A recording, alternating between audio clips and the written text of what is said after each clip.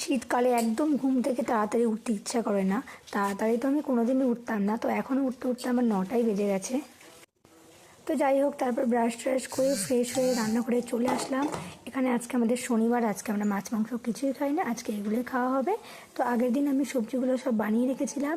তো এখানে ছিল বাঁধাকপি, একটা চচ্চড়ি করব, তার জন্য একটু জল ফুটিয়ে নিয়েছিলাম, যেহেতু বাঁধাকপিগুলো একটু সিদ্ধ করতে হবে। আমার আবার বাঁধাকপি সিদ্ধ না করলে একদমই ভালো লাগে না, কারণ বাঁধাকপি থেকে কেমন একটা গন্ধ গন্ধ আসে।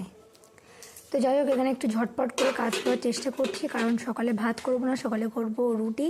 তারপরে 12টার দিকে একটু ভাত করে নেব, তাহলে হয়ে যাবে। আর তরকারিটা তো এখানে বেশি করে আমি করেই নিচ্ছি, একসাথে ভাতের সাথেও খাওয়া হবে, আবার রুটির সাথেও খাওয়া হবে।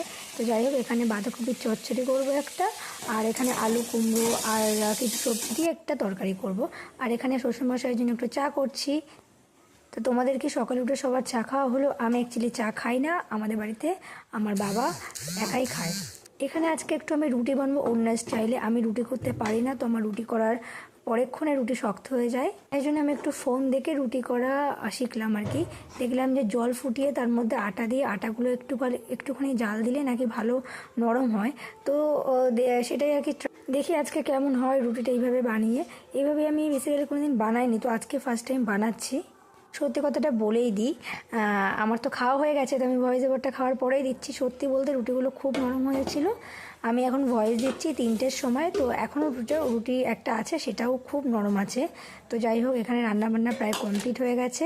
তোমরা সকালে কে কী রান্না করলে একটুখানি বলো। আর আমি যেহেতু নতুন নতুন ব্লগ শুরু করেছি, তো আমার ভয়েস ওভার দিতে যদি কোনো সমস্যা হয় তোমরা একটুখানি বলে দিও। তো যাই হোক, চলো একটু খেয়ে নিই। ওখানে তো দেখলে কতগুলো বাসন মাজতে হবে। তো খাওয়া দাওয়া কমপ্লিট করলাম, তারপরেই চলে এলো পার্সেল। এখানে আমি একটা ডাটা কেবল অর্ডার দিয়েছিলাম, তো সেটাই আসলো, দেখি কেমন এসছে।